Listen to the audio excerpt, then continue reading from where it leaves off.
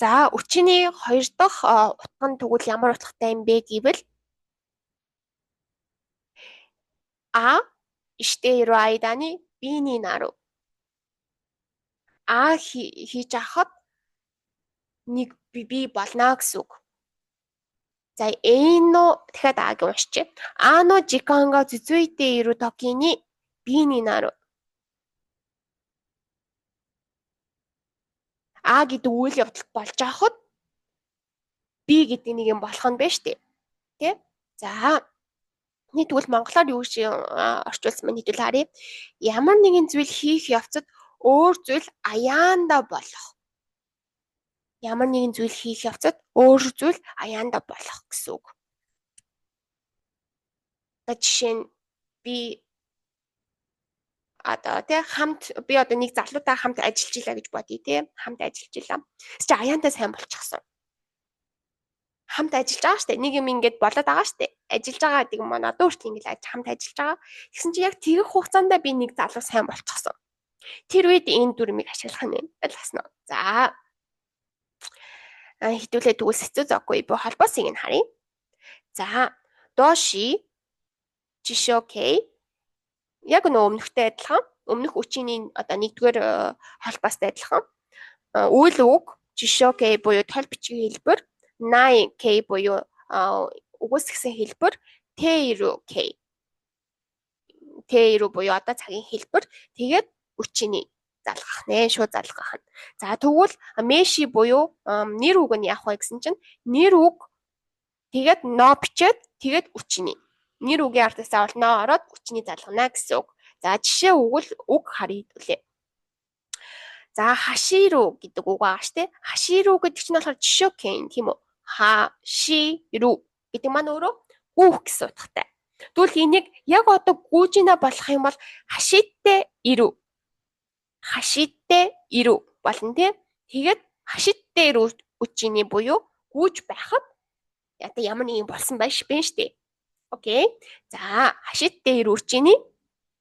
За дараагийнх нь мэши тэгээд но бичээд тэгээд үчиний. Гакусей но үчиний.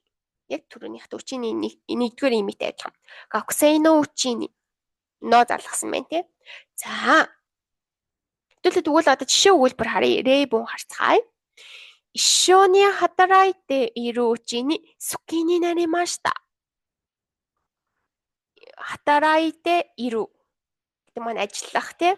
За эхнээс нь хамтдаа орчуулъя. Ишшони и жижиг зү ши. Тэгээд я.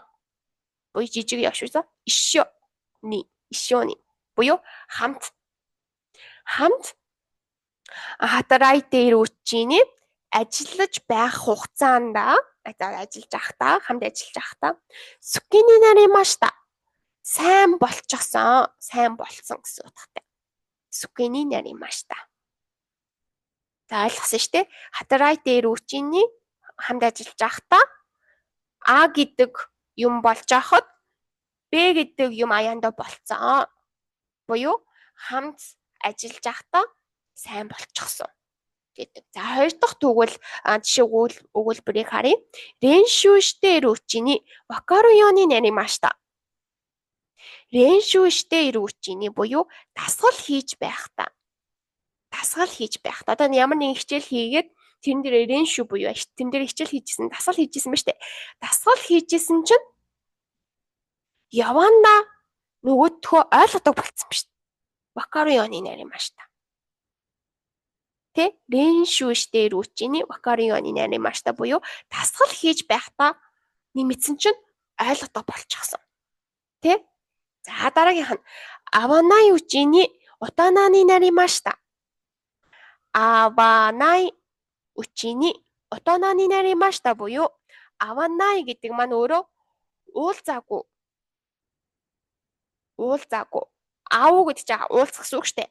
У гэдэг маань өөрөө уулзах гэсэн үг. Тэгвэл энийг эсрэг үгүйсгсэн хэлбэр нь болохоор у маань өөрөө ва болдог байхгүй. Тэгэхээр аванай үгүйсгсэн энэ үгүйсгсэн хэлбэр шүү дээ. Аванай үчиний уулзаагүй байх хооронд отонаны наримашта буюу Отоона гэдэг чи юу вэ? Отона гэдэг маань том хүн гэсэн үг. Насанд хүрсэн том хүн гэсэн үг.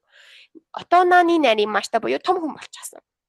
Тэгэхээр одоо чи ямар нэгэн дүүтэйгээ ч юм уу те удаан уулзаагүй байжгаад нэг уулзсан чинь том болчихсон байсан. Гэх юм бол авана юу чиний отоонааны нарийн мааштай гэж хэлэх юм биш үү? За энэ дээр дахиад анхааруулж дахиж хэлсэн байна. Өөрчлөлт аянда явагддаг тохиолддогч хэрэглэгддэг. Өөрчлөлт аянда явагддаг тохиолдолд хэрэглэгддэг гэж бичсэн байна. За та нар маань жишээ өгүүлбэр зохиогоод коммент хэсэгт үлдээгээрэй.